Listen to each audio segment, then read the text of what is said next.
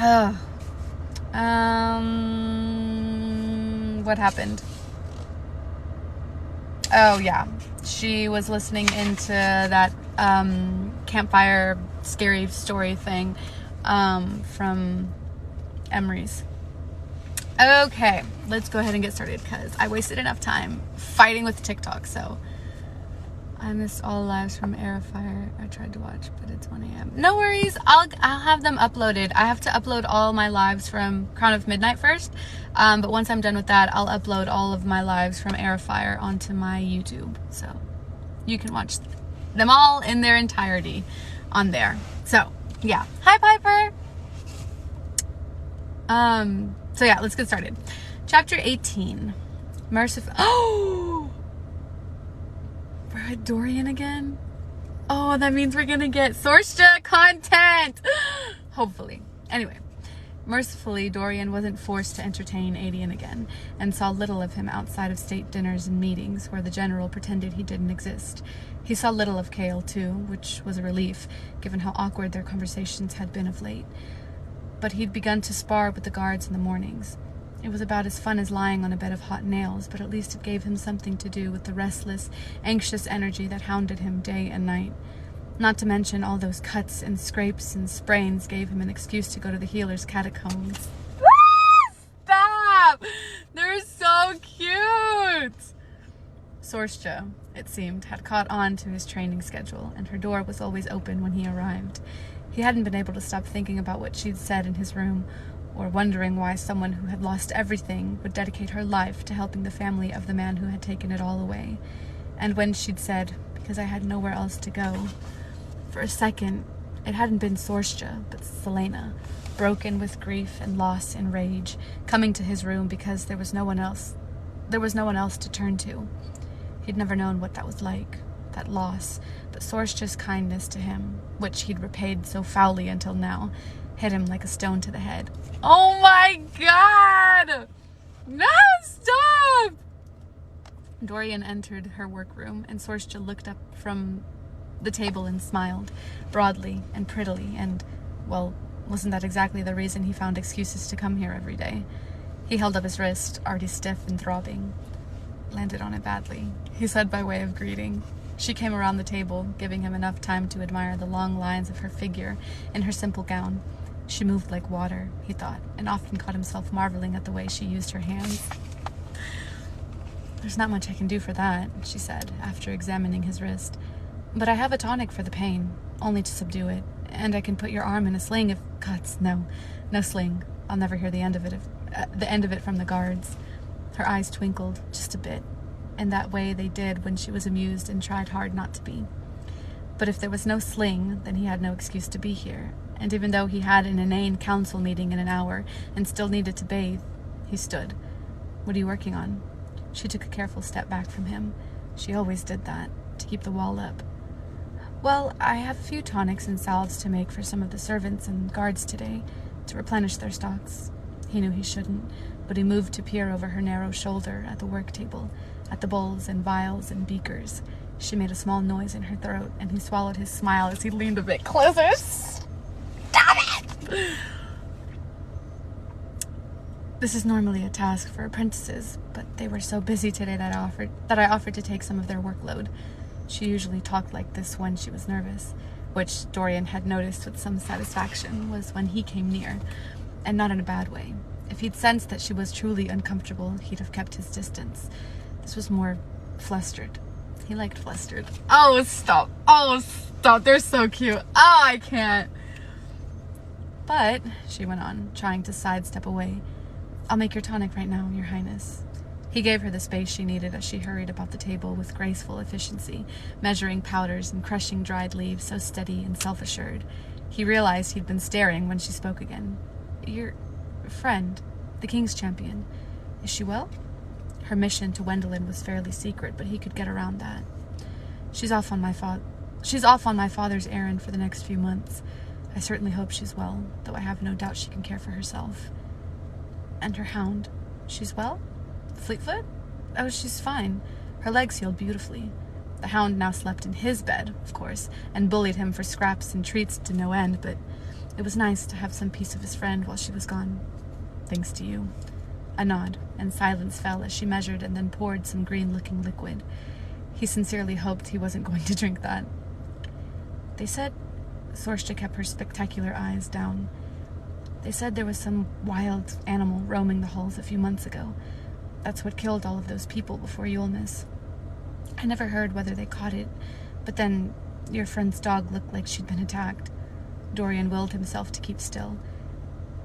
She'd truly put some things together then, and hadn't told anyone. Ask it, Sorcha. Her throat bobbed, and her hands shook a little, enough that he wanted to reach out and cover them, but he couldn't move, not until she spoke.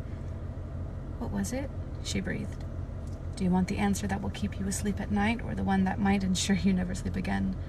She lifted her gaze to him, and he knew she wanted the truth, so he loosed her breath and said, It was two different creatures. My father's champion dealt with the first.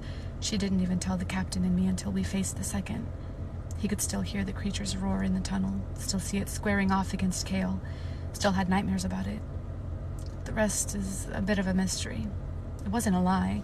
There was still so much he didn't know, and didn't want to learn. Would His Majesty punish you for it? A quiet, dangerous question. Yes.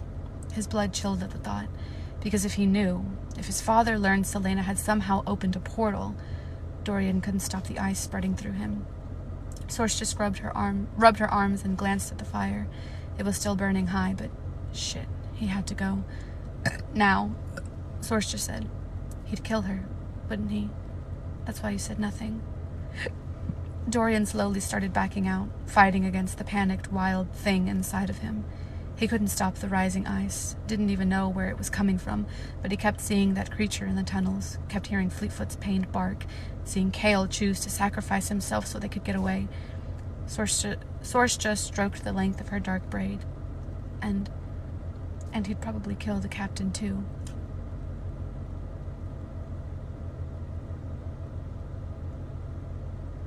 His magic erupted?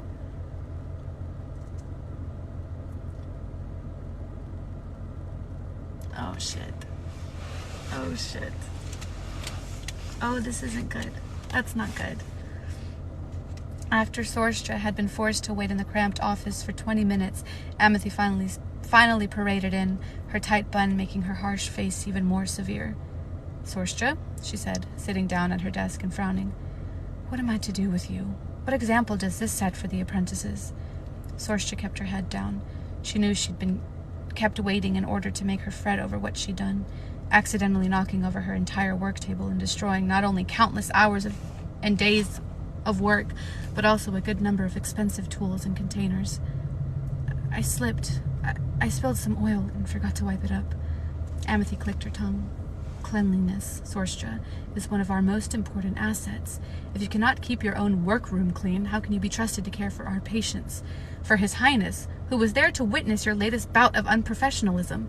I've taken the liberty of apologizing in person and offered to oversee his future care, but Amity's eyes narrowed. He said he would pay for the repair costs and would still like you to serve him. Sorcha's face warmed. It had happened so quickly. As the blast of ice and wind and something else surged toward her, Sorcha's scream had been cut off by the door slamming shut.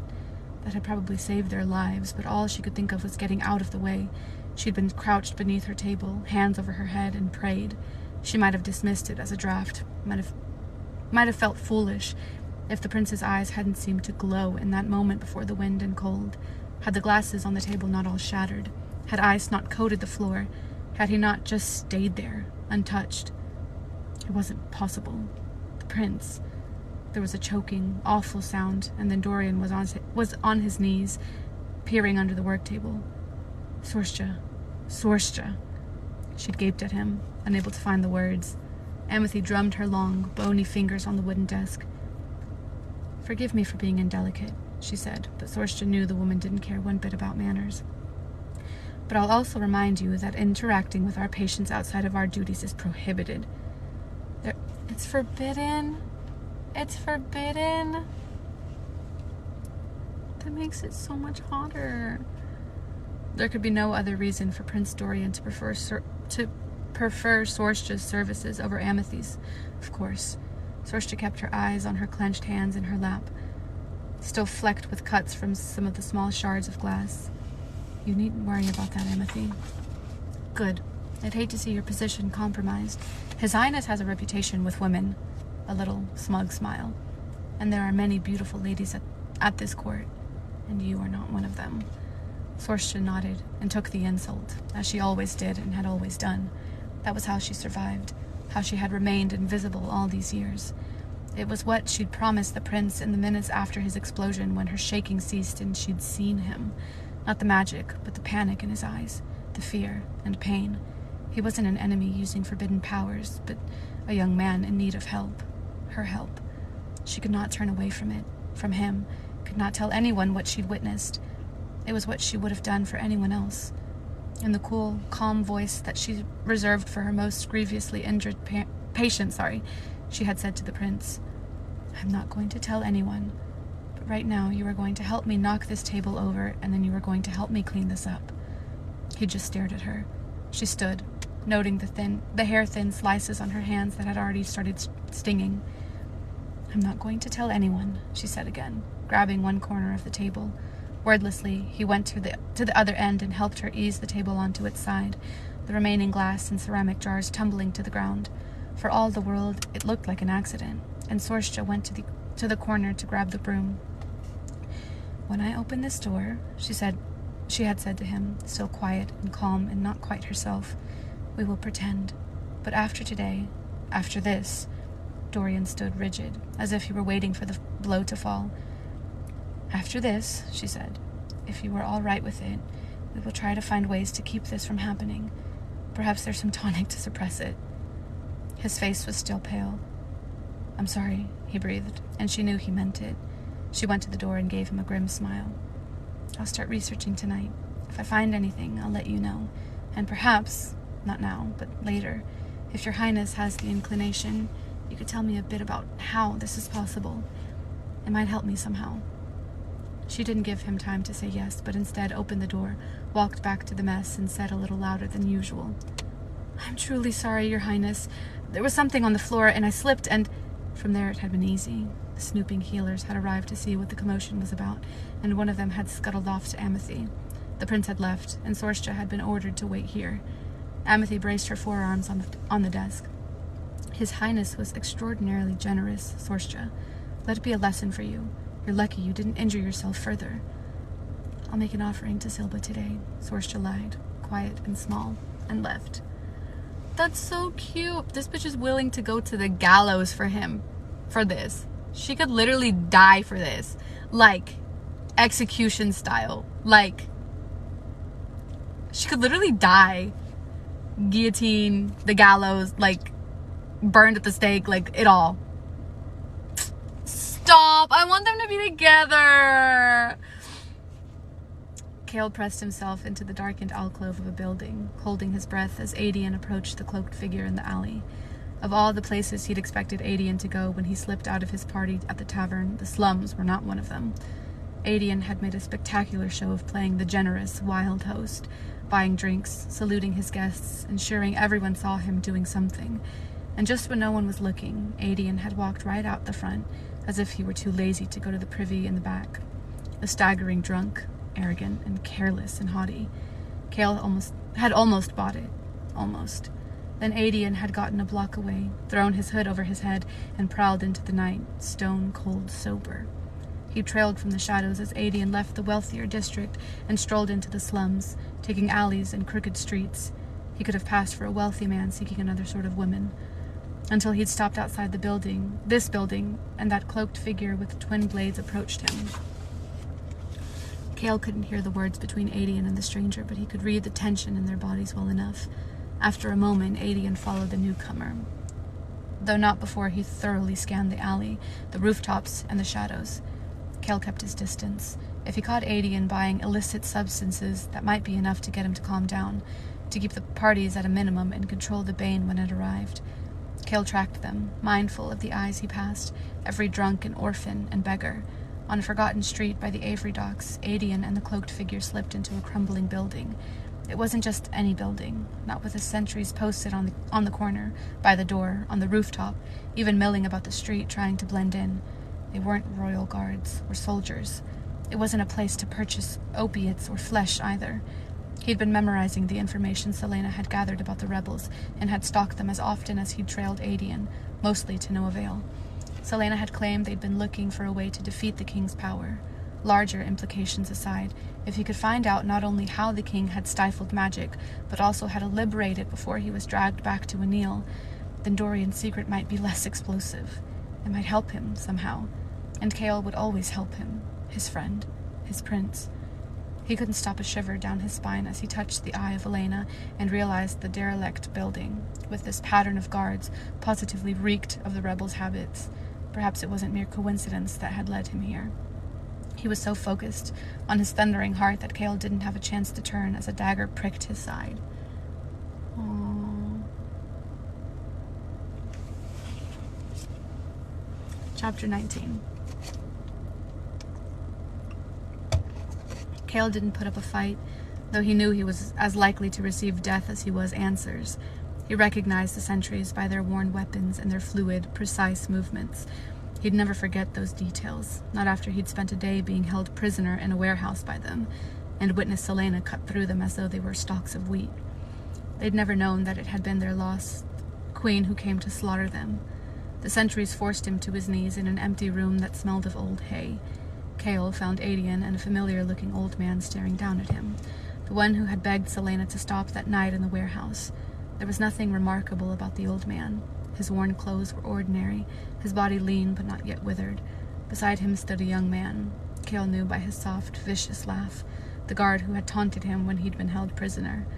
Shoulder-length dark hair hung loose around a face that was more cruel than handsome, especially with the wicked scar slashing through his eyebrow and down his cheek. He dismissed the sentries with a jerk of his chin. "Well, well," Adian said, circling Chaol. His sword was out, gleaming in the dim light.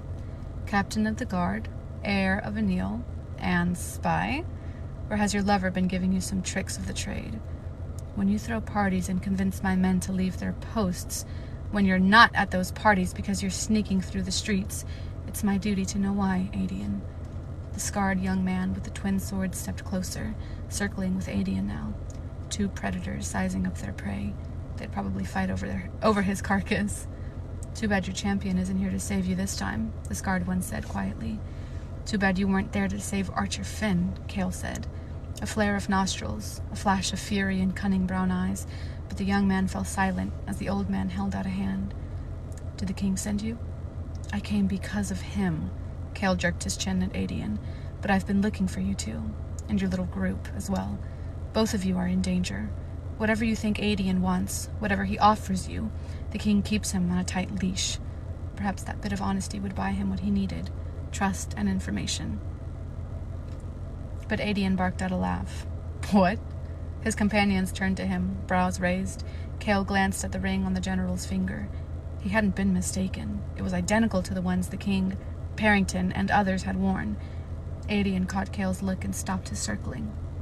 For a moment, the general stared at him, a glimmer of surprise and amusement darting across his tanned face. Then Adian purred. "You've turned out to be a far more interesting man than I thought, Captain." "Explain, Adian," the old man said softly but not weakly. Adian smiled broadly as he yanked the black ring off his finger. "The day the king presented me with the sword of Orinth, he also offered me a ring. Thanks to my heritage, my senses are sharper. I thought the ring smelled strange, and only knew a fool would accept that kind of gift from him. So I had a replica made. The real one I chucked into the sea, but I always wondered what it did." He mused, tossing the ring with one hand and catching it. "It seems the captain knows, and disapproves." The man with the twin swords ceased his circling, and the grin he gave Chaol was nothing short of feral. "You're right, Adian," he said, without taking his eyes off of Chaol. "He is more interesting than he seems." Adian pocketed the ring as if it were indeed a fake, and Chaol realized that he'd revealed far more than he'd ever intended. Adian began circling again, the scarred young man echoing the graceful movements. "A magical leash, when there's no magic left," the general mused. "And yet you still followed me, believing I was under the king's spell. Thinking you could use me to win the rebels' favor? Fascinating. Cale kept his mouth shut.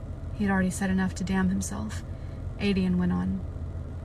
These two said your assassin friend was a rebel sympathizer, that she handed over information to Archer Finn without thinking twice, that she allowed rebels to sneak out of the city when she was commanded to put them down. Was she the one who told you about the king's rings, or did you discover that tidbit all on your own? What exactly is going on in that glass palace when the king isn't looking? Cale clamped down on his retort. When it became clear he wouldn't speak, Adian shook his head. You know how this has to end, Adian said, and there wasn't anything mocking in it, just cold calculation. The true face of the Northern Wolf. The way I see it, you signed your own death warrant when you decided to trail me, and now that you know so much, you have two options, Captain. We can torture it out of you, and then we'll kill you, or you can tell us what you know, and we'll make it quick for you, as painless as possible, on my honor. They stopped circling. Cale had faced death a few times in the past months, had faced and seen and dealt it, but this death, where Selena and Dorian and his mother would never know what happened to him, it disgusted him somehow, enraged him. Adian stepped closer to where Cale knelt. He could take out the scarred one, and hope he could stand against Adian, or at least flee. He would fight, because that was the only way he could embrace this sort of death. Adian's sword was at the ready, the sword that belonged to Selena by blood and right. Cale had assumed he was a two-faced butcher. Adian was a traitor, but not to Terrason. Adian had been playing a very dangerous game since arriving here, since his kingdom fell 10 years ago, and tricking the king into thinking that he'd been wearing his ring all this time. That was indeed information Adian would be willing to keep safe. Yet there was other information Cale could use, perhaps to get out of this alive. Regardless of how shattered she'd been when she left, Selena was safe now. She was away from Ardalan.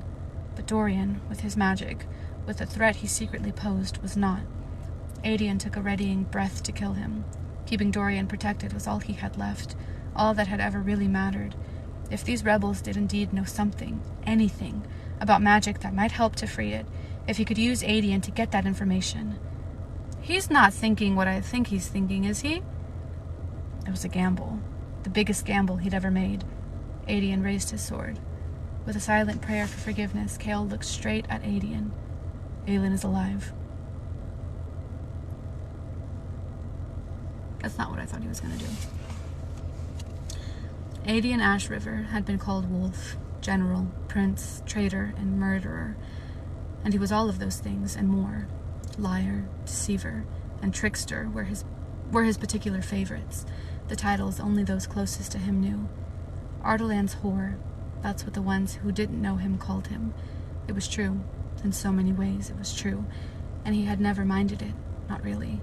They had allowed him to maintain control in the north, to keep the bloodshed down to a minimum and a lie. Half the Bane were rebels, and the other half sympathizers.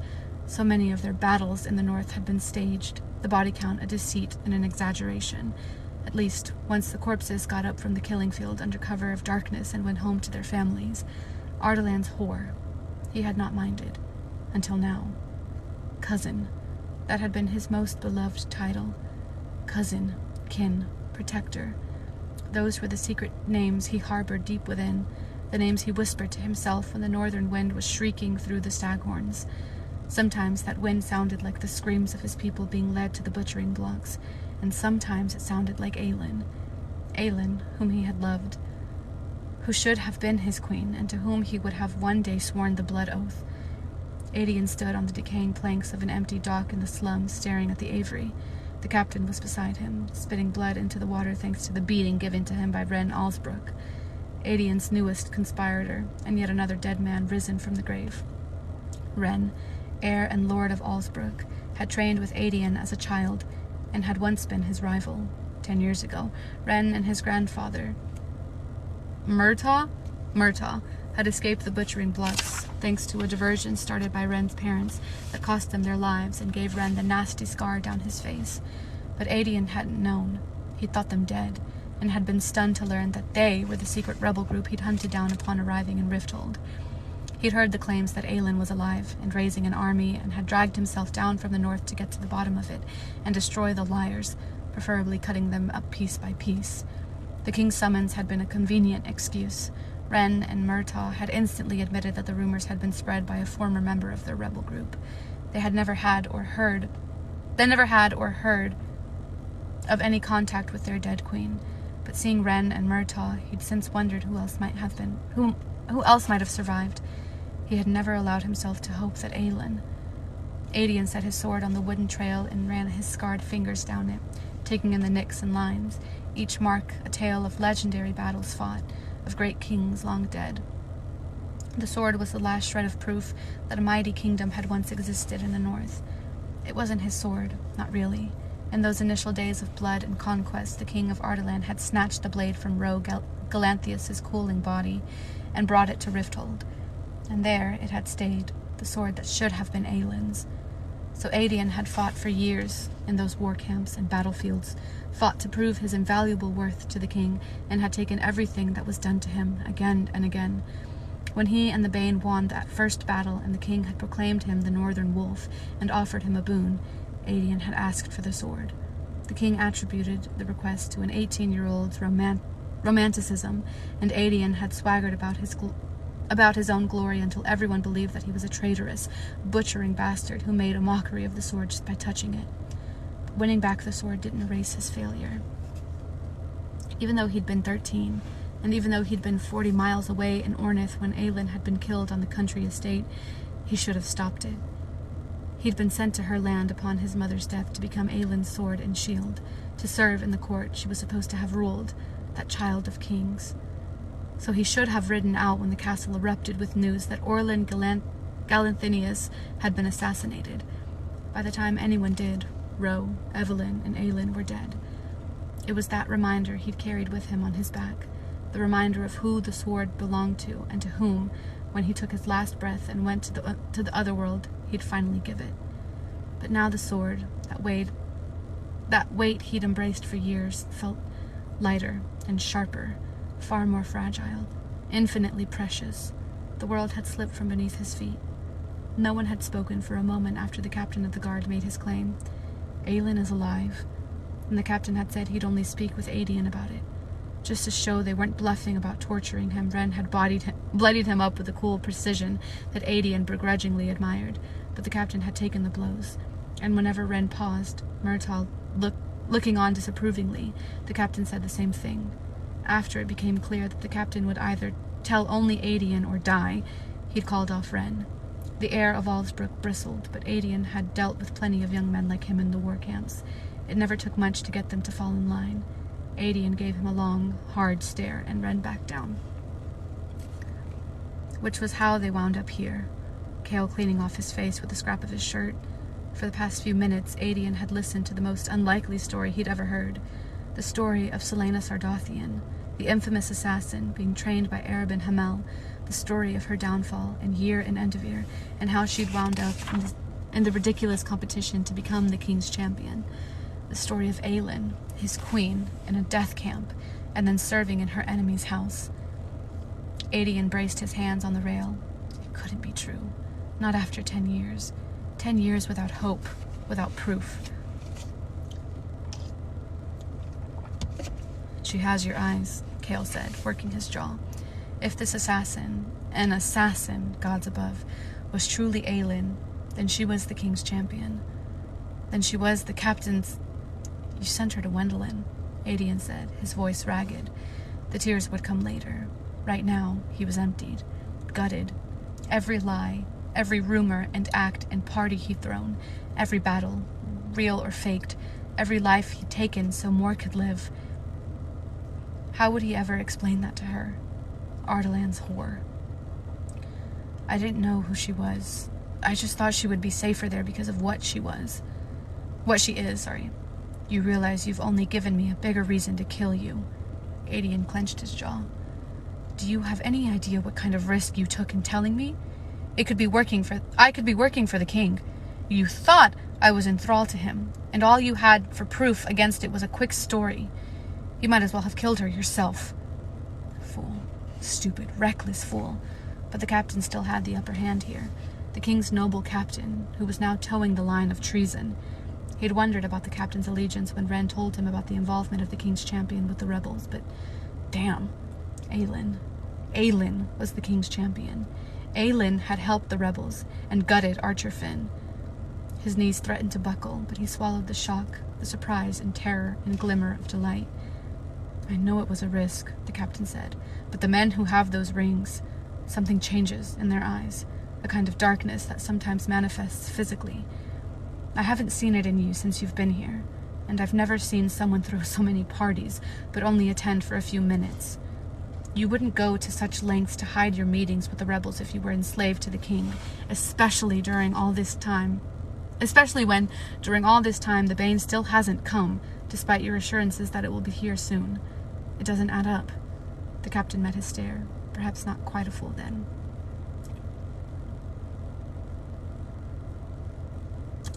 I think she'd want you to know. The captain looked down the river toward the sea. This place reeked. Aedion had smelled and seen worse in war camps, but the slums of Rifthold certainly gave them a run for their money. In Terrason's capital, Orinth, you're both Fae.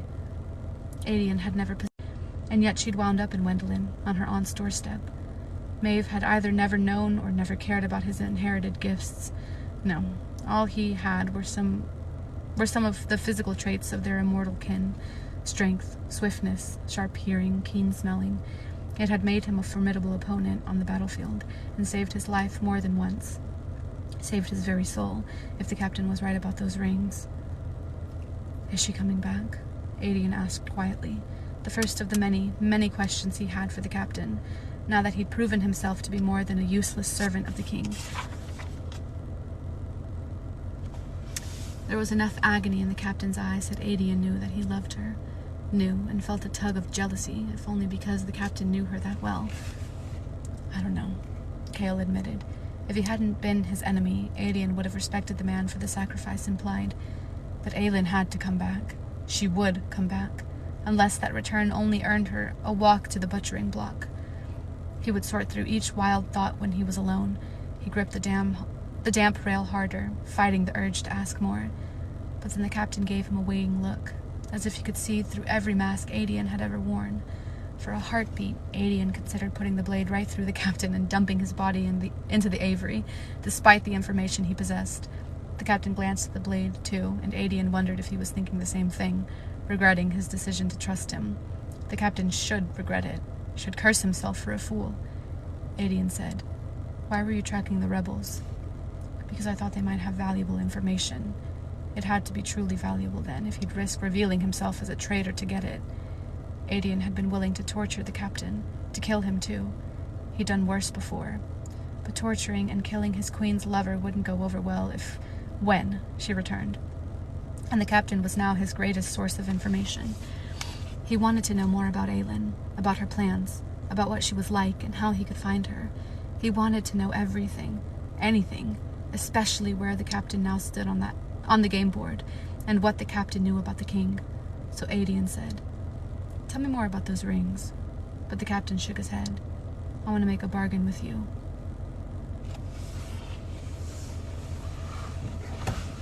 Oh, it's cold in my car. Oh, my back hurts.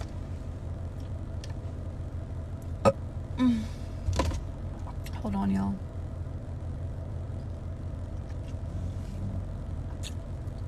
Okay, chapter 20. You're 20?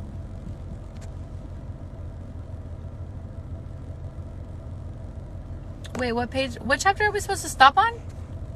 Oh, 18 through 19. Oh, look at me. I was about to go. 12 pages if you go through 22. 18 if you go through 23. 20? Well, I was ready to read more. Okay, so wait, I have to read 20 through 22 together, and it's 12 pages? Yeah, I think we can do it. But I won't go to 23, I'll say that. Okay, I'll go through 22, we'll stop at 23 today. Yeah, and then I wasn't live like all weekend, so I'll make up for it like that too. So We'll go through 22 today. We'll stop at 23. My jaw hurts. Okay. Chapter 20. The black eye was still gruesome, but it improved over the next week as Selena worked in the kitchens, tried and failed to shift with Rowan, and generally avoided everyone. The spring rains had come to stay, and the kitchen was packed every night, so Selena took to eating dinner on the shadowed steps, arriving just before the storykeeper began speaking. Storykeeper. That's what Emery's was, a title of honor amongst both Fae and humans in Wendelin. What it meant was that when he began telling a story, you sat down and shut up. It also meant that he was a walking library of the kingdom's legends and myths. By that time, Selena knew most of the fortress's residents, if only in the sense that she could put names to faces. She'd observed them out of instinct, to learn her surroundings, her potential enemies and threats. She knew they observed her, too, when they thought she wasn't paying attention, and any shred of regret she felt at not approaching them was burned up by the fact that no one bothered to approach her either. What have you been up to? Girl, stop. Girl, stop. I have been up to nothing. I wish I've been up to stuff, but I have not. I haven't been up to anything. The only person who made an effort was Luca, who still peppered Selena with questions as they worked, still prattled on and on about his training, the fortress gossip, the weather. He'd only talked to her once about anything else, on a morning when it had taken a monumental effort to peel herself out of bed, and only the scar on her palm had made her plant her feet on the icy floor. She'd been washing the breakfast dishes, staring out the window without...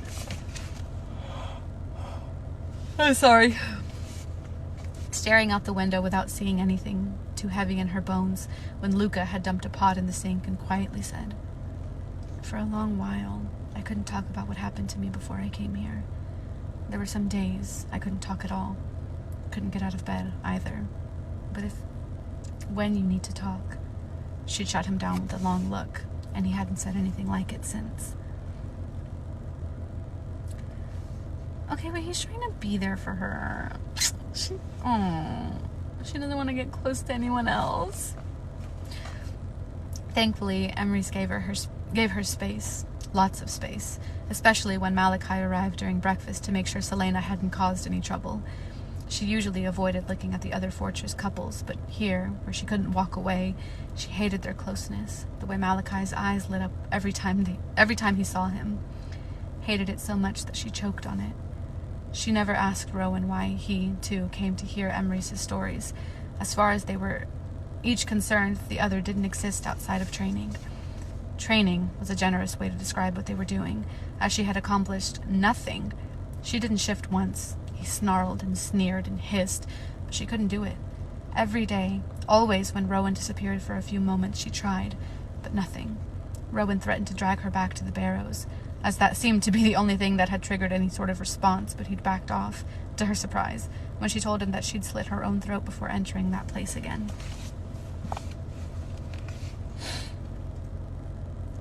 So they swore at each other, sat in brooding silence on the temple ruin, and occasionally had those unspoken shouting matches. If she was in a particularly nasty mood, he made her chop wood, log after log, until she could hardly lift the axe and her hands were blistered. If she was going to be pissed off at the whole damn world, he said. If she was going to waste his time by not shifting, then she might as well be useful in some way. All this waiting, for her, for the shift that made her shudder to think about. It was on the 8th day after her arrival, after scrubbing pots and pans until her back throbbed, that Selena stopped in the middle of their hike up the now familiar ridge. "I have a request." She never spoke to him unless she needed to, mostly to curse at him. Now she said, "I want to see you shift." A blink, those green eyes flat. "You don't have the privilege of giving orders. Show me how you do it." Her memories of the Fae and Terracin were foggy, as if someone had smeared oil over them. She couldn't remember seeing one of them change, where their clothes had gone, how fast it had been. He stared her down, seeming to say, "Just this once." And then, a soft flash of light, a ripple of color, and a hawk was flapping midair, beating for the nearest tree branch. He settled on it, clicking his beak. She scanned the mossy earth. No signs of his clothes, his weapons. It had taken barely more than a few heartbeats. He gave a battle cry and swooped, talons slashing for her eyes. She lunged behind the tree just as there was another flash and shudder of color, and then he was clothed and armed and growling in her face. Your turn. She wouldn't give him the satisfaction of seeing her tremble. It was incredible to see the shift. Where do your clothes go? Between, somewhere. I don't particularly care. Such dead, joyless eyes. She had a feeling she looked like that these days. She knew she had looked like that the night Cale had caught her gutting Archer in the tunnel. What had left Rowan so soulless? He bared his teeth, but she didn't submit. She'd been watching the demi-fae warrior males at the fortress, and they growled and showed their teeth about everything. They were not the ethereal, gentle folk that legend painted, that she vaguely remembered from Terrasen. No, holding hands and dancing around the maypole, with flowers in their... Fuck, I lost my spot! With flowers in their hair. They were predators, the lot of them. Some of the dominant females were just as aggressive, prone to snarling when challenged or annoyed or even hungry. She supposed she might have fit in with them if she'd bothered to try. Still holding Rowan's stare, Selena calmed her breathing. She imagined phantom fingers reaching down, pulling her fae form out, imagined a wash of color and light, pushed herself against her mortal flesh, but nothing. Sometimes I wonder whether this is a punishment for you, she said through her teeth. But what could you have done to piss off her immortal majesty? Don't use that tone when you talk about her. Oh, I can use whatever tone I want, and you can taunt and snarl at me to make me chop wood all day. But short of ripping out my tongue, you can't. Faster than lightning, his hand shot out and she gagged, jolting as he grabbed her tongue between his fingers. She bit down, hard, but he didn't let go. Say that again, he purred. She choked as he kept pinching her tongue, and she went for his daggers, simultaneously slamming her knee up between his legs, but he shoved his body against hers, a wall of hard muscle and several 100 years of lethal training trapping her against a tree.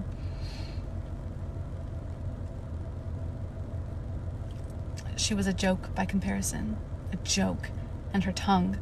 He released her tongue, and she gasped for breath. She swore at him, a filthy, foul name, and spat at his feet. And that's when he bit her. What? This motherfucker's a biter?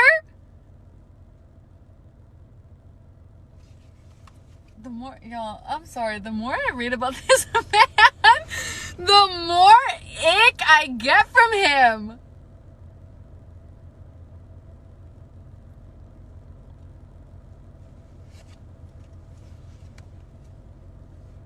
He's a biter, y'all. Stop. Get up. She cried out as those canines pierced the spot between her neck and shoulder, a primal act of aggression, the bite so strong and claiming that she was too stunned to move. He had her pinned against the tree and clamped down harder, his canines digging deep, her blood spilling onto her shirt. Pinned like some weakling. But that was what she'd become, wasn't it? Useless. Pathetic. Get up is right. She growled, more animal than sentient being, and shoved. Rowan staggered back a step, teeth ripping her skin as she struck his chest. She didn't feel the pain, didn't care about the blood or the flash of light. No, she wanted to rip his throat out, rip it out with the elongated canine she bared at him as she finished shifting and roared. Oh no, him gripping her tongue did give me the ick. But the biting just reminds me of like toddlers, like the way it was worded, and that's when he bit her. Like that's like a 2-year-old, like a 3-year-old. My kids bite. My kids don't even bite, actually. I can't, because now I'm thinking about him just standing there holding her tongue. More feral. I don't know if I like that either. I don't know if I like that either.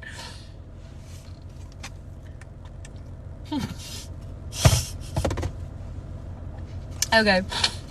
And actually, I thought he bit her on like the finger or something. I thought he bit like, I don't know.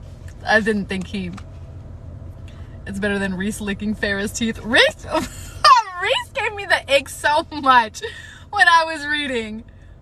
That man, it took me a long time to like him too. Not a long time, but it took me some time to like him too. Yeah, I know he's doing it for a reason, but we're not there yet, so I'm gonna judge him until we get to the point where I'm supposed to like him. Rowan bit to dominate. That's like, okay. Chapter 21. Rowan grinned. There you are. Blood. Her blood was on his teeth. Ew. On his mouth and chin. And those dead eyes glowed as he spat her blood onto the earth. She probably tasted like a sewer to him. There was a shrieking in her ears, and Selena lunged at him. Lunged and then stopped as she took in the world with stunning clarity. Smelled it, and tasted it, and breathed it like the finest wine. God's this place. The kingdom smelled divine. Smelled like she had shifted. She panted, even though her lungs were telling her she was no longer winded and did not need as many breaths in this body. There was a tickling at her neck, her skin slowly beginning to stitch itself together. She was a faster healer in this form, because of the magic. Breathe, breathe. But there it was, rising up, wildfire crackling in her veins, and her fingertips, the forest around them, so much kindling, and then she shoved back, took the fear and used it like a battering ram inside herself, against the power, shoving it down, down. Rowan prowled closer. Let it out. Don't fight it. A pulse beat against her, nipping, smelling of snow and pine. Rowan's power, taunting hers, not like her fire, but a gift of ice and wind. A freezing zap at her elbow had her falling back against the tree. The magic bit her cheek now. Magic, attacking her. The wildfire exploded in a wall of blue flame, rushing for Rowan, engulfing the trees, the world, herself, until it vanished, sucked out into nothing, along with the air she was breathing.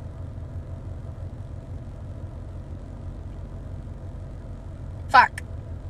Selena dropped to her knees as she clutched at her neck as if she could claw open an airway for herself. Rowan's boots appeared in the field of her vision. He had pulled the air out, suffocated her fire. Such power, such control. Maeve had not given her an instructor with similar abilities. She'd instead sent someone with power capable of smothering her fire, someone who wouldn't mind doing it should she become a threat. Air rushed down her throat in a whoosh. She gasped it down in greedy gulps, hardly registering the agony as she shifted back into her mortal form, the world going quiet and dull again. Does your lover know what you are? A cold question. She shifted her head, not caring how he'd found out. He knows everything. Not entirely true. His eyes flickered, with what emotion she couldn't tell. I won't be biting you again, he said, and she wondered just what he'd tasted in her blood. She growled, but the sound was muted, fangless. Even if it's the only way to get me to shift? He walked uphill, to the ridge. You don't bite the women of other males. This motherfucker was flirting with her? That's how they flirt? That's their love language?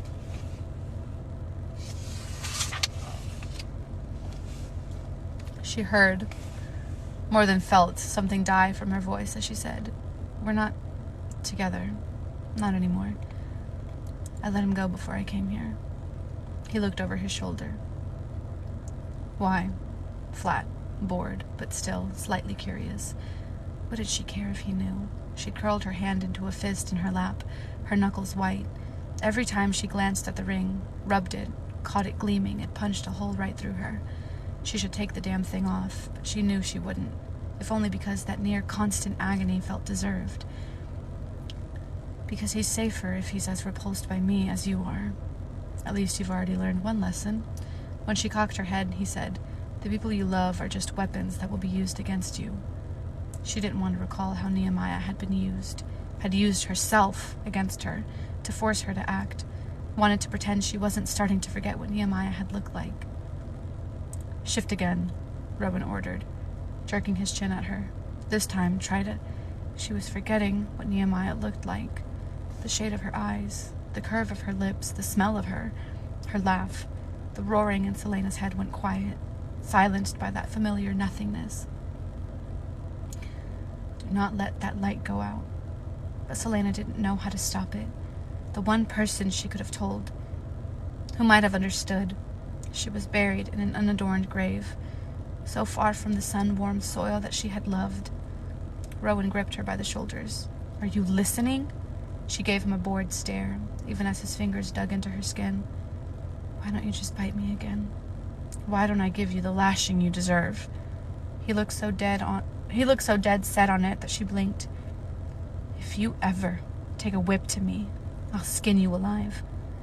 He let go of her and stalked around the clearing, a predator assessing its prey. If you don't shift again, you're pulling double duty in the kitchens for the next week. Fine. At least working in the kitchens had some quantifiable results.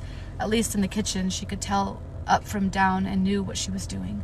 But this promise she'd made, the bargain she'd struck with Maeve, she'd been a fool. Rowan paused his stalking. You're worthless. Tell me something I don't know. Stop. He went on. You would probably have been more useful to the world if you'd actually died 10 years ago.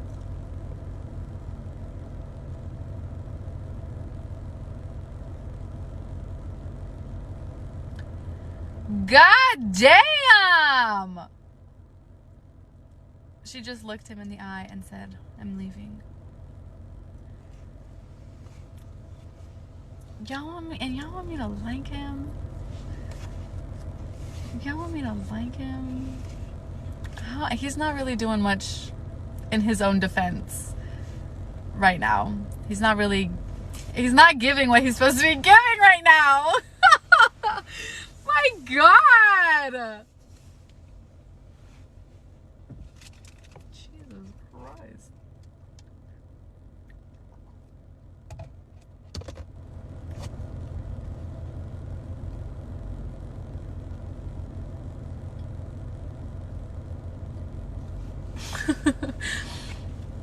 Rowan didn't stop her as she returned to the fortress and packed.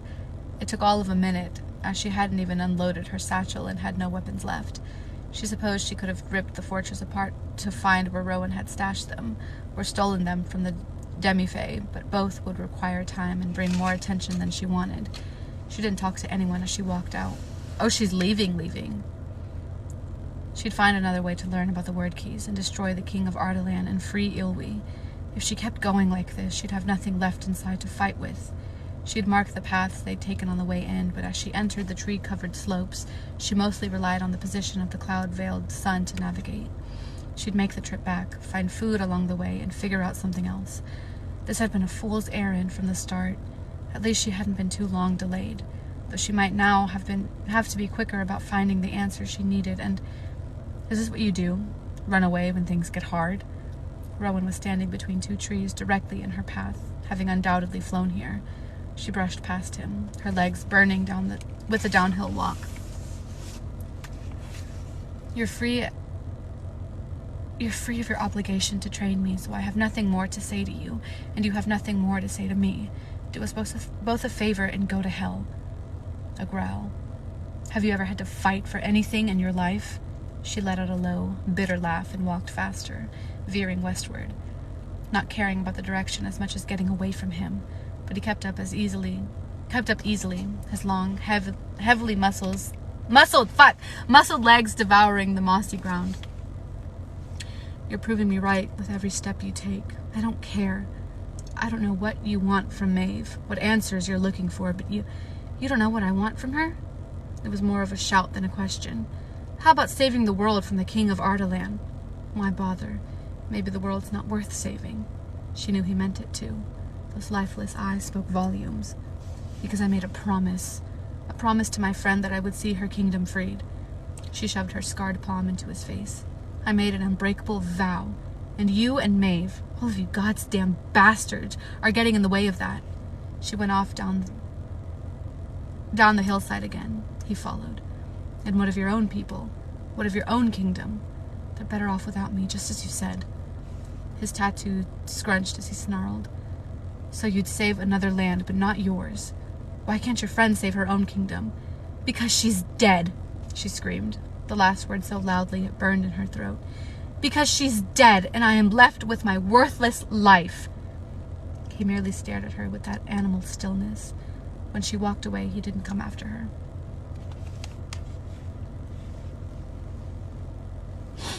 She lost track of how far she walked and in what direction she traveled.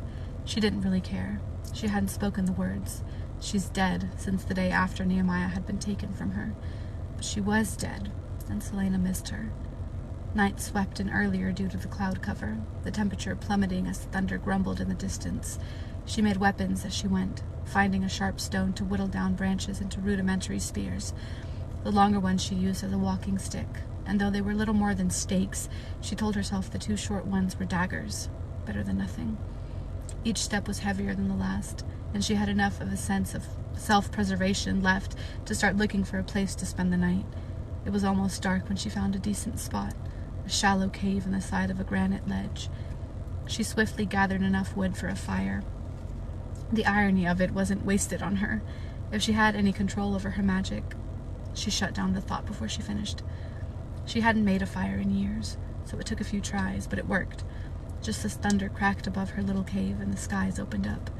She was hungry, and thankfully found some apples at the bottom of her satchel, along with old tegia from Veris that was still edible, if hard to chew. After she ate as much of it as she could stand, she pulled her cloak around herself and nestled into the side of the cave. She didn't fail to notice the small, glowing eyes that gathered, peering through the brambles or over boulders or around trees. None of them had bothered her since that first night, and they didn't come closer. Her instincts, warped as they had felt these last few weeks, didn't raise any alarms either. So she didn't tell them off, and didn't really mind them at all. With the fire and the pounding rain, it was almost cozy. Not like her freezing room. Though she was exhausted, she felt somewhat clear-headed, almost like herself again. With her makeshift weapons, she had made a smart choice to leave. Do what needs to be done, Elena had told her. Well, she needed to leave before Rowan shredded her into so many pieces that she would never stand a chance of putting herself back together. Tomorrow, she'd start over. She'd spotted what looked like a crumbling, forgotten road that she could follow downhill. As long as she kept going towards the plains, she could find her way back to the coast and come up with a new plan as she went. It was good she had left. Exhaustion hit her so thoroughly that she was asleep moments after she sprawled beside the fire, one hand clasped around her spear. She probably would have dozed until dawn had a sudden silence not jerked her awake.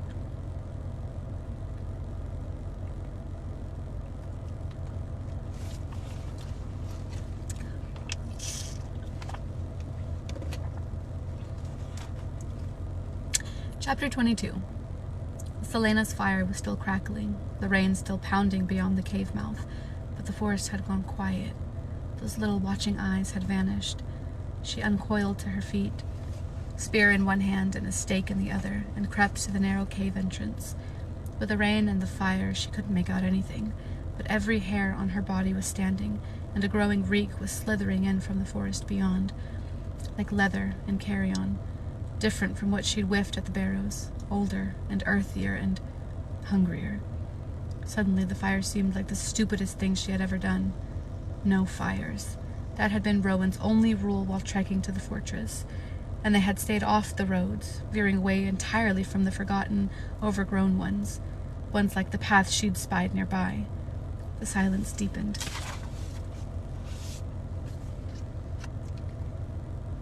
She slipped into the drenched forest, stubbing her toes on rocks and roots as her eyes adjusted to the dark. But she kept moving ahead, curving down and away from the ancient path. She'd made it far enough that her cave was little more than a glow on the hill above, a flicker of light illuminating the trees. A goddamn beacon. She angled her stake and spear into better positions, about to continue on when lightning flashed. 3 tall, lanky silhouettes lurked in front of her cave. They stood like humans, she knew, deep in her bones from some collective mortal memory, that they were not. They were not Fae either. With expert quiet, she took another step, then another. They were still poking around the cave entrance, taller than men, neither male nor female. Walkers are on the prowl, Rowan had warned that first day they trained, searching for human pelts to bring back to their caves. She had been too dazed to ask or care, but now that carelessness, that wallowing, was going to get her killed, skinned. Wendlin, land of nightmares made flesh, where legends roamed the earth. Despite years of stealth training, each step felt like a snap, her breathing too loud. Thunder grumbled, and she used the cover of the sound to take a few bounding steps. She stopped behind another tree, breathing as quietly as she could, and peered around it to survey the hillside behind her. Lightning flashed again. The 3 figures were gone, but the leathery, rancid smell swarmed all around her now. Human pelts.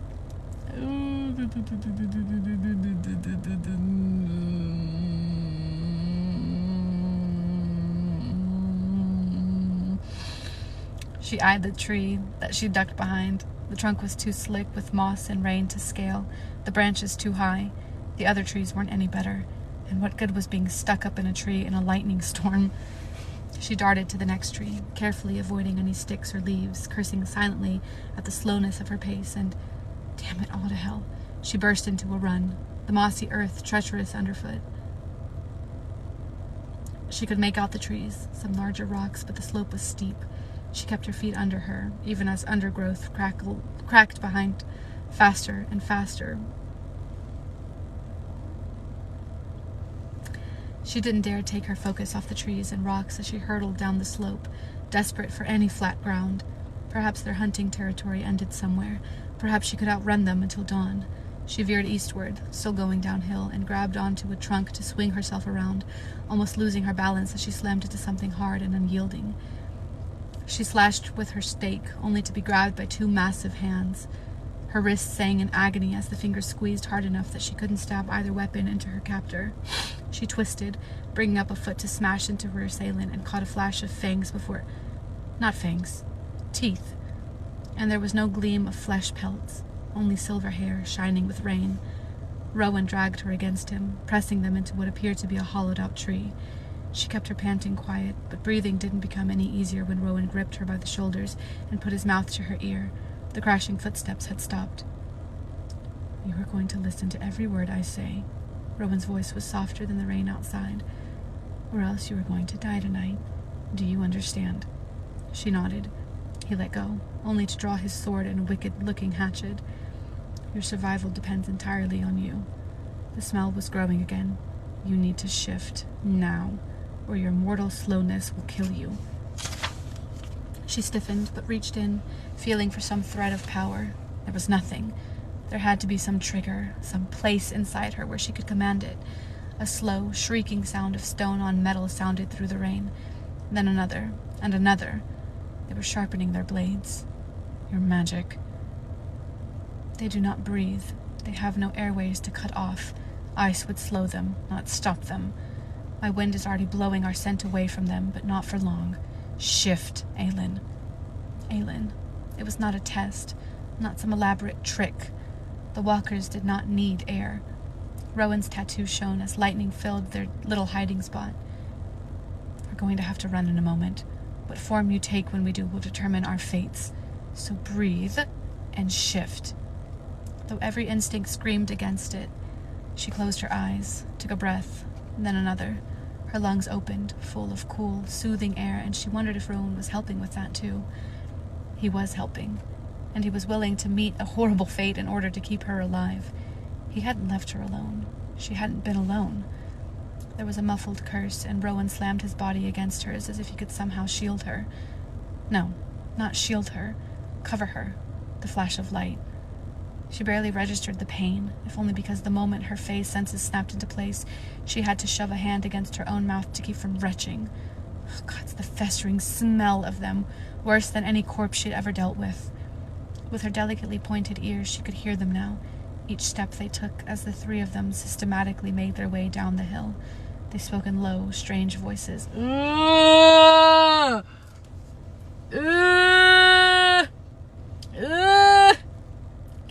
At once male and female, all ravenous. "I can't do mumbling. I can't, like, when creepy things, like, are just, like, speaking very low, the chills. The chills. There are two of them now, one hissed.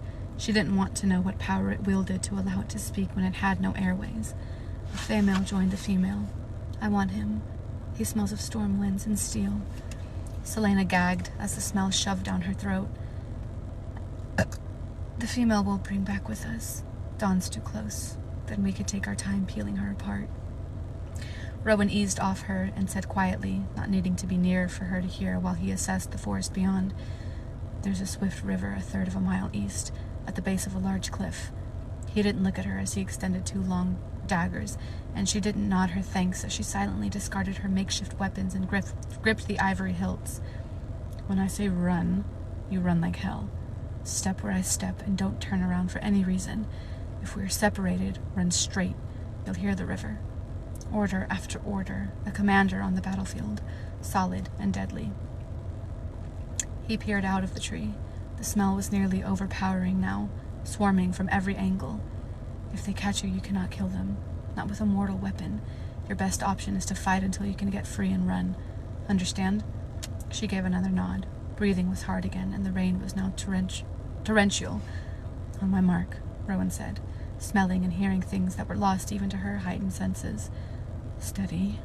She sank onto her haunches as Rowan did the same.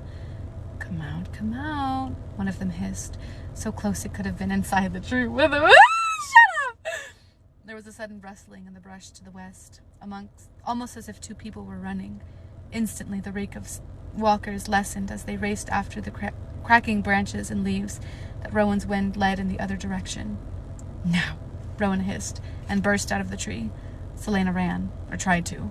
Even with her sharpened vision, the brush and stones and trees proved a hindrance.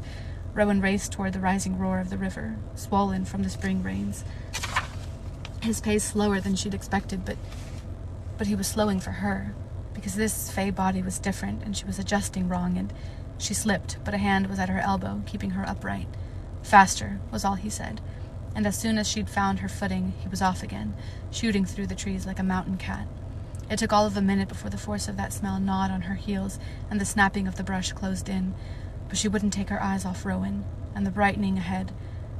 At the end of the tree line, not much farther until they could jump, and a 4th walker leapt out of nowhere, out of where it had somehow been lurking undetected in the brush. It lunged for Rowan in a flash of leathery long limbs marred with countless scars. No, not scars. Stitches. The stitches holding its various... That's so disgusting. That is so disgusting. I can't do gore, y'all. I can't do gore.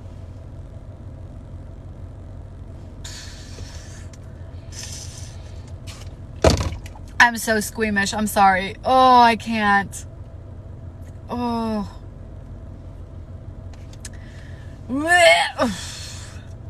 She shouted as the walker pounced, but Rowan didn't falter a step as he ducked and twirled with inhuman speed, slashing down with his sword and viciously slicing with the hatchet.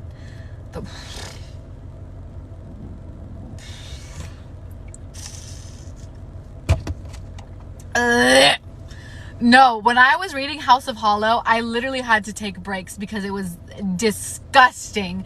I was I was retching. It was, so descriptive. That being said, if you haven't read House of Hollow, you absolutely should, because it's one of the best books I've ever read.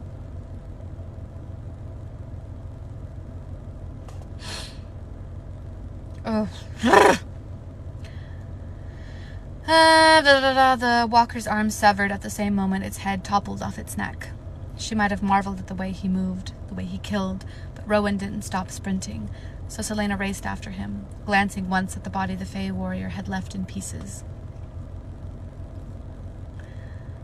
Sagging bits of leather on the wet leaves, like discarded clothes, but still twitching and rustling, as if waiting for someone to stitch it back together.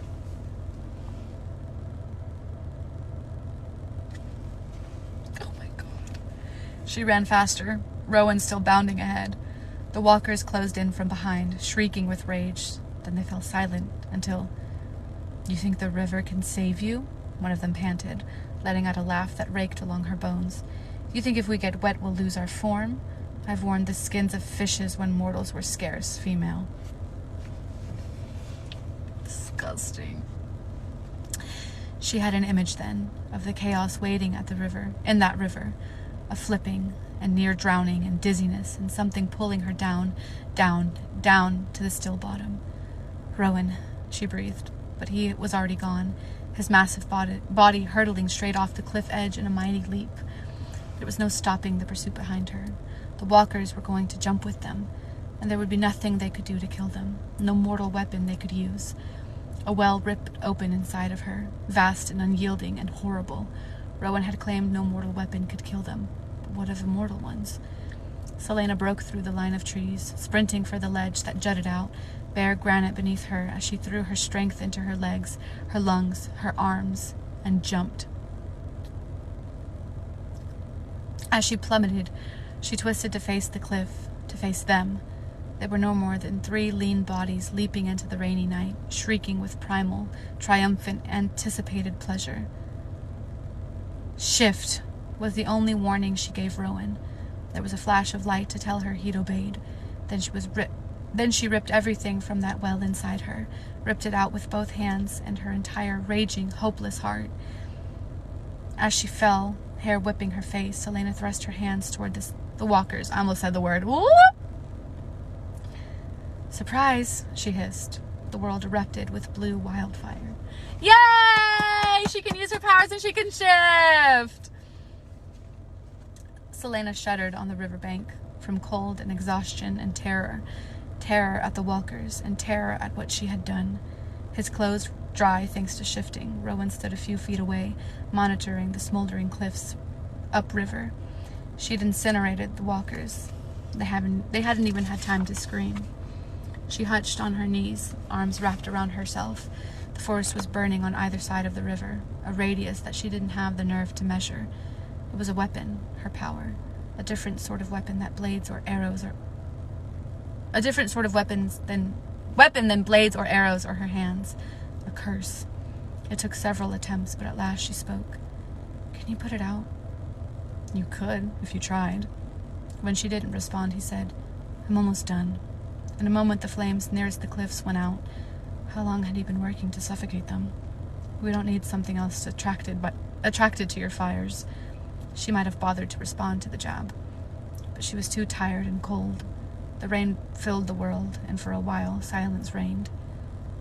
"Why is my shifting so vital?" she asked at last.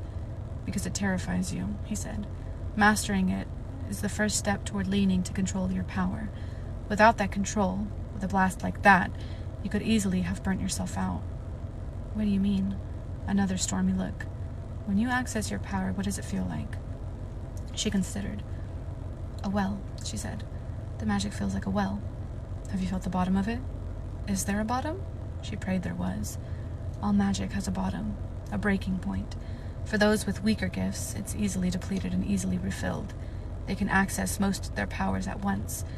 But for those with stronger gifts, it could take hours to hit the bottom, to summon their powers at full strength. "How long does it take you?" "A full day," she jolted. "Before battle, we take the time, so that when we walk onto the killing field, we can be at our strongest. You can do other things at the same time, but some part of you is down in there, pulling up more and more until you reach the bottom. And when you pull it all out, it just releases in some giant wave."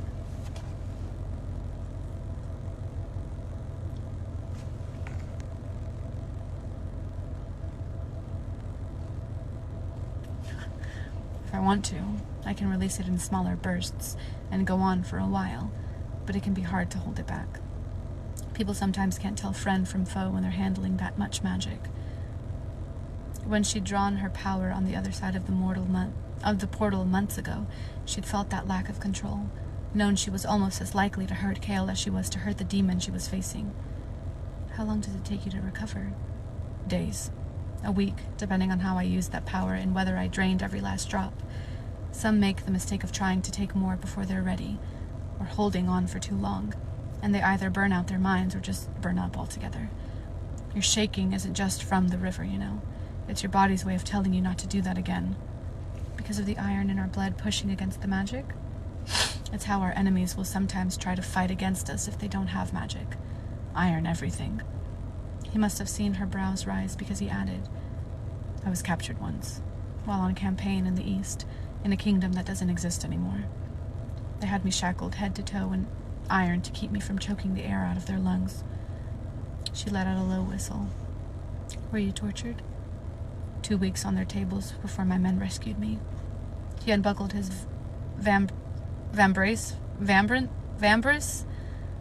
and pushed back the sleeve of his right arm, revealing a thick, wicked scar curving around his forearm and elbow. Cut me open, bit by bit, then took the bones here and... Took the bones? Jesus. I can see very well what happened and know exactly how it's done, she said, stomach tightening. Not at the injury, but... It's been so long since I've read his name! I almost thought this bitch forgot about him! Oh my god! Oh my god. It doesn't get any better! It doesn't get any better!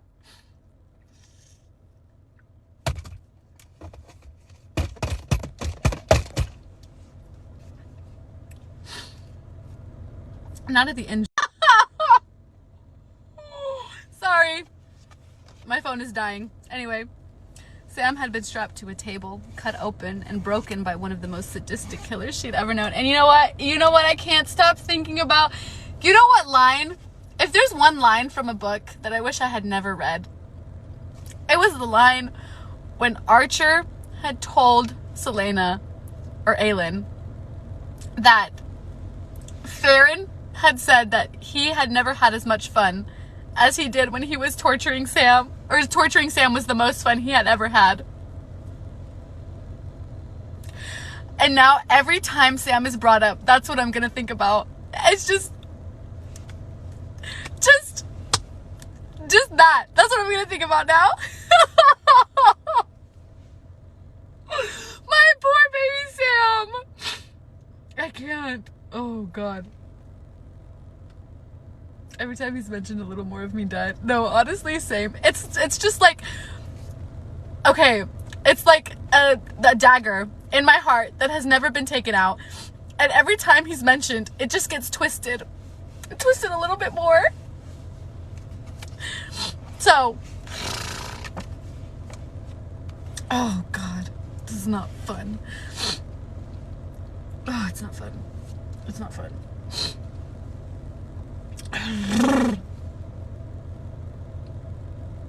Was it you? Rowan said quietly, but not gently. Or someone else. I was too late.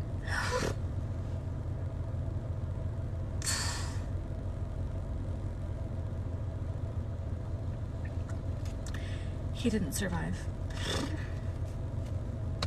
Again, silence fell, and she cursed herself for a fool for telling him. But then she said hoarsely, "Thank you for saving me."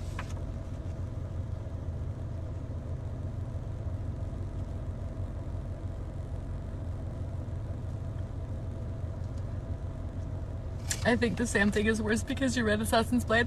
I think it's worse because I read Assassin's Blade first. But you know what? I wouldn't have it any other way. It hurts. It hurts so much, and clearly it's going to hurt for a long time because I still can't think about him without crying. But I'm so glad that I got to know Sam first because I love him. And he's worth it. He was worth all the pain because he was sorry, I'm not trying to turn this into a me crying over Sam thing again, but like genuinely, he is amazing. And I think you should read it, even though it is incredibly sad. And it's just as bad as it gets. But Sam deserves to have his story told. So, yeah, I think you should read it. I think you should.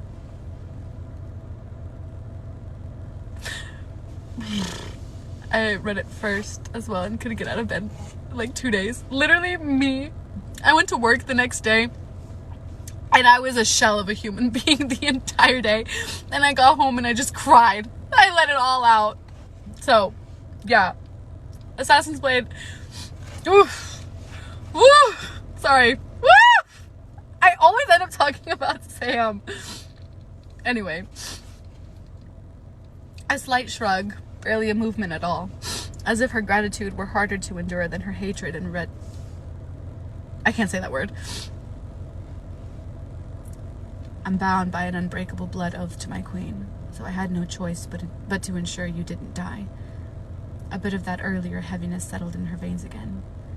But, he went on, I would not have left anyone to a fate at the hands of the walkers. A warning would have been nice. I said they were on the loose, weeks ago. But even if I'd warned you today, you would not have listened. It was true.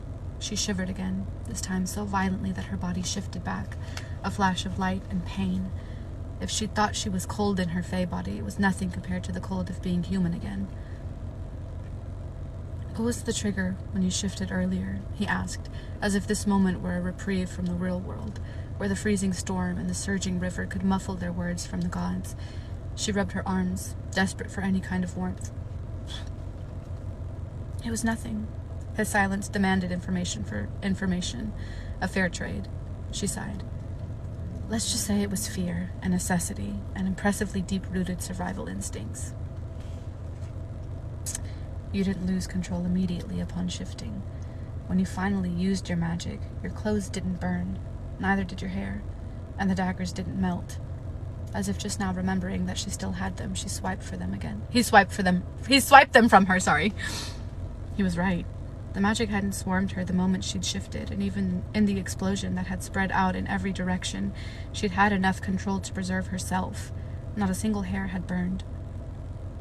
Why was it different this time? He pressed. Because I didn't want you to die to save me, she admitted. Would you have shifted to save yourself? Your opinion of me is pretty much identical to my own, so you know the answer. He was quiet for long enough that she wondered if he was piecing the bits of her together. You're not leaving, Rowan said at last, arms crossed. I'm not letting you off double duty in the kitchens, but you're not leaving. Why? He unfastened his cloak. Because I said so, that's why. And she might have told him it was the worst goddamn reason she had ever heard, and that he was an arrogant prick, had he not tossed her his cloak, dry and warm.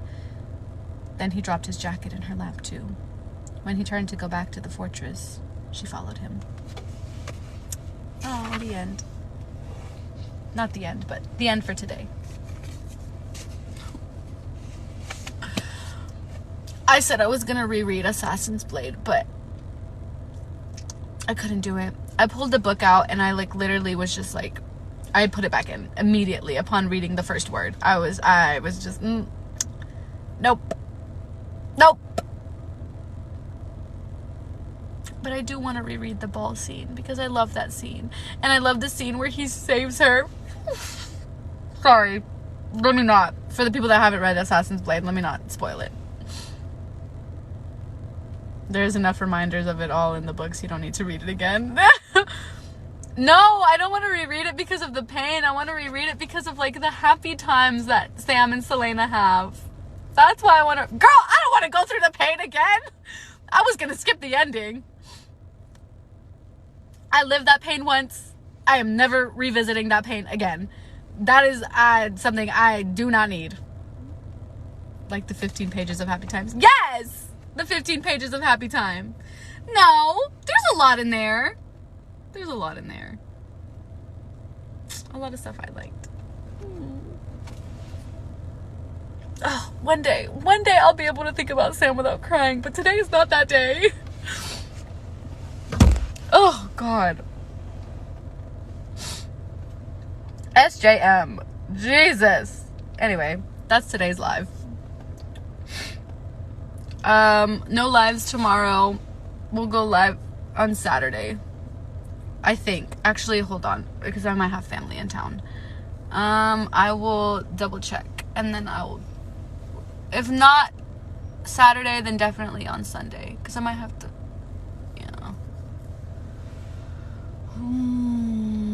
I think my aunt is coming into town.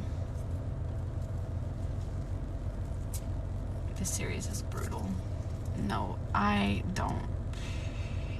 How You Are with Assassin's Blade is how I still am with the Raven Hood series. I wanted to read that series, and then I found out that it was sad, and I was just like, absolutely not. Absolutely not. I honestly, the Assassin's Blade has put me in such a book slump that I don't want to pick up anything. The only reason that I'm continuing this series is because I'm reading it with y'all, and that's it. If it weren't for y'all, I would have dropped the series as soon as Sam. Yeah, because hell no.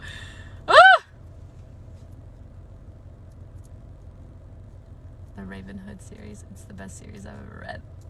But it's sad. Y'all, I ordered so many books, and I made sure that most of them were happy. I think the only sad book I got was Ugly Love by Colleen Hoover. And I don't even know if that's really a sad book. I just think it might be sad because it's titled Ugly Love, so it might be about like toxic relationships. But I got The People We Meet on Vacation because I've seen that one around a lot, and it sounded really good. It reminded me of Love in Other Words. It reminded me of Love in Other Words, and I loved that book. So I got it. Have you read Verity? Yes, that book fucked me up. That book fucked me up. No, it was good, but it fucked me up. I'm still going through it with that book, but I think The People We Meet on Vacation is my favorite book. See, that's what everyone keeps saying, and I was like, okay, I have to read it. I'm pretty open-minded when it comes to like books. Like I don't know if you're in this live, but if you recommended me in my past video what the fuck is that series called? Bridge something. Bridge, not Bridgerton, but it's like a duology. It's 2 books. It has the word bridge in it, but I can't remember the title. If you recommended me those books, I got both of the books. Reminders of Him is my favorite Colleen Hoover book. That is my favorite Colleen Hoover book. I don't know what that bitch put in that book, but she did what she had to do when she wrote that book, because Bridge Kingdom, yes, that's what it is. That's what it is. Yes, Bridge Kingdom. Yes. Yes, Sarah, it was you, but it was another person too that had recommended me it, and I was like, I guess I'll read it. But yeah, Reminders of Him is team manuscript or team letter. Oh, don't ask me that question. I'm gonna say team manuscript because there's no way. You know what gave her away? Hold Your Breath. That's all I'm gonna say. If you haven't read Verity.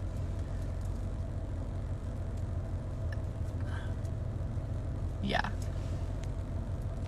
What else did I order? I don't know how to say this word. The Prairie? Something, the Orange Tree book. I got that one. Because everyone's been raving about it, and I want to take a big chunky book to the beach with me. What else did I order? I ordered 7 books total. Oh, the Poppy Wars. I ordered the Poppy Wars, the first book. I didn't order past the first book.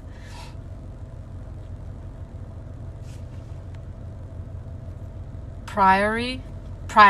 Okay, yeah. Priory of the Orange Tree or something like that. That's what I got.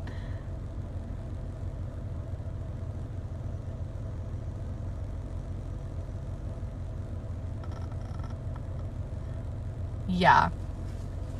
That bitch is... And also, sorry, if you have not read Verity, cover your ears or like mute me or like exit the live because I'm about to say a big spoiler for Verity. So if you haven't read Verity, get out. I'll give you 3 seconds. 1, 2, 3. Okay. Fuck, now I forgot what I was gonna say. It was something in that. Oh yeah, I knew that bitch was psychotic because there's no way in hell a sane person, like a person who is right in the head, would fake being a vegetable for as long as she faked being a vegetable for. Like, even if everything in that book was, ended up being just for her book, there is still something fundamentally wrong with that bitch in the head to pretend she was a vegetable. I muted you, so wave your hands when you're done with the spoiler. I'm done. No more spoilers. No more spoilers. All done. All done. I'm rereading The Summer I Turned Pretty. Okay, is that book as good as everyone is making it out to be? Because it's literally like all over TikTok. And I know it just got turned into a show too, I think. Is that book as good as it's made out to be? What did you think about Adian after this chapters? I knew my baby was not on the king's side. I knew he was rooting for our side. I never doubted him for a second. I knew he was up to something good. I love that man. I've seen people crying over the show. Archer's Voice. That's the other book I got, was Archer's Voice. That's the other one I got. Which makes me a little because the bitch named Arthur in this book series I can't stand. Thoughts on Rowan as of now. I still don't like him. Just because he does one good thing for... I don't know if I need to call her Selena or if I need to call her Aelin. Because she hasn't accepted her name. So I feel like I'm going to still call her Selena. I didn't even hear you. Oh, I don't remember what I was talking about. But I still don't. He's still on my... He got some points for obviously making sure she didn't die and like making sure she didn't freeze to death. But that's just something a normal, decent human being would do. Are you the one that said that you reread The Summer I Felt Pretty? Yes. Is it really that good? Is the book really that good? Because if it is, then I'll order it. But if it's just like, it's good, then I already ordered 7 books. I ordered 7 books today, y'all. I spent like almost $100 on books. But I'm excited to take them. I was gonna order Neon Gods. And then I was like, I read some of the reviews and I was like, maybe because I feel like to have a good Hades and Persephone retelling, you kind of have to be like good at writing, and I've read a lot of bad reviews about the writing.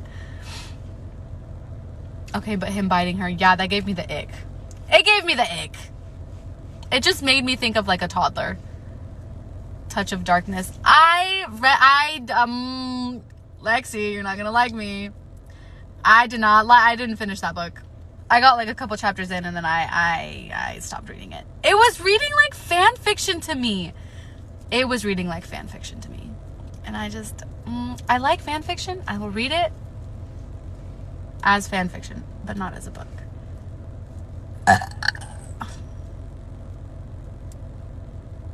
Yeah, it was the writing for me that did it in.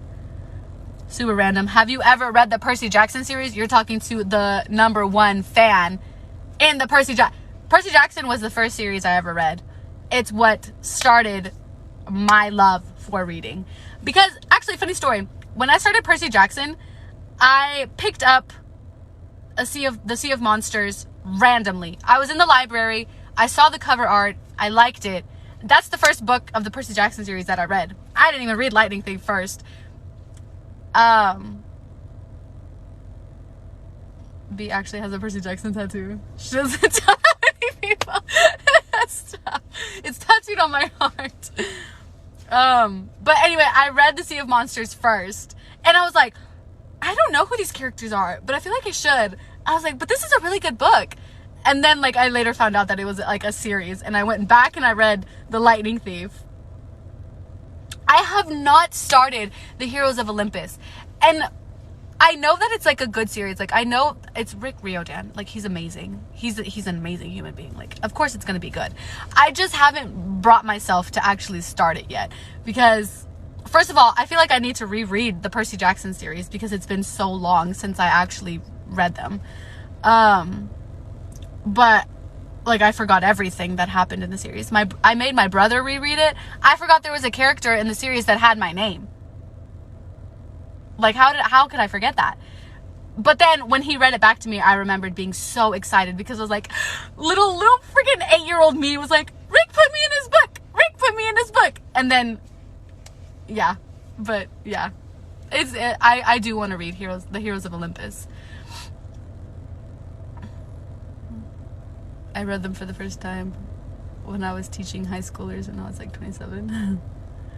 I was in middle school when I read all the Percy Jackson books. I was in elementary school. It's the first series that I have. Sorry, my phone is dying. It's the first series that I actually have a memory of. Like, it's the first book that I have a memory of. Because all the books I read before it, I don't remember. But that book, except for like Hank the Cow Dog, but that was because me and my best friend were obsessed with Hank the Cow Dog. But Percy Jackson was it's home for me. I love that series so much. And me and my friend, literally with our little kid brains, we thought our gym coach, like our gym teacher, was Hades. No, not Hades, sorry, Ares. The god of war. I can't remember his name. I'm blanking on his name. But we thought that's who he was. Ares, right? No, that's this. Oh my god. Hello? I'm blanking on, it's something like that. Ares? Have you read Shatter Me? No, I have not read Shatter Me. Anyway, we thought that was him. We 100% thought it was him. Ares. Okay, no, yeah. Sorry, I blanked. I have not read Shatter Me because, first of all, it's a lot of books. Y'all, I can't do series that are like over 4 books. Throne of Glass is an exception. Harry Potter was an exception. And Percy Jackson was an exception. I don't have very much room for exceptions. I make an exception like once every couple of years where I'm like, all right, give them to me and I'll read through them. But that's, yeah. No, I know. I'm so excited. I do want Logan Lerman also. I feel like they should have brought Logan Lerman back to play Poseidon. Can you imagine how just amazing that would have been if they had brought Logan Lerman back to be Poseidon? Poseidon? I feel like I'm saying pussy. I feel like I'm saying Poseidon. Whatever. I'm so hyped for it though because Rick assured us that it was not going to be like the movie that they put out. Like the movies that they put out, because those were horrendous. Horrendous. God, they were so bad. And the original Annabeth as Athena, that would have just been amazing. Would have been amazing. I am really excited for the cast though. Percy is I love the kid that's playing Percy. I love all the actors. I've gone through the cast and I'm really, really happy and I'm really excited. Yeah, I didn't even watch the second movie. The first one was so bad for me. We don't talk about those movies. No, we don't. Logan Lerman did what he had to do. He was given a script and he delivered and he was the perfect choice for Percy. However, the writers and the directors and everyone else that was in charge of making the movie it was not a good fit. It was not a good fit. Yeah, no. And also, another reason why, I was in love with Grover. Grover and Percy were just, little me was foaming at the mouth. Yeah. Yeah. I haven't watched that movie. Playing Ryan Reynolds in The Adam Project. I haven't watched it. But I follow Logan Lerman on Instagram and he has turned into, he has aged beautifully. Beautifully. Fair for them at the ripe age of 10, literally. And every time I see him post up with his girlfriend, I get so sad because that should be me. That should be me. Not really, but like, that should be me.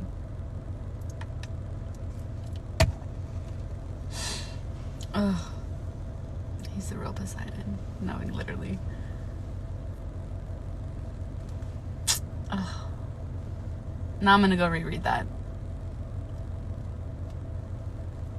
He looks like how he's described in the series. And I know he could do a good job playing him. Like, I have no doubt in my mind that he would knock that one out the park as well. I'm kind of mad that they didn't bring him back. They should have. It would have been so cool. Little multiverse there. Right there. Multiverse of Madness, our own. Ugh. Alright. Well, I don't know how we got so off topic, but we did. Anyway, we will no live tomorrow because tomorrow's Friday. Saturday. What's Saturday? I'm pretty sure I can do a live, but if my aunt is in town, I cannot. So I will go live on Sunday. For sure on Sunday. Saturday is a maybe. I love you too, Sarah. I will see y'all maybe Saturday, for sure on Sunday. I hope y'all have a good rest of your day. And I hope y'all have a good Friday for tomorrow. And yeah, I'll see y'all later. Bye.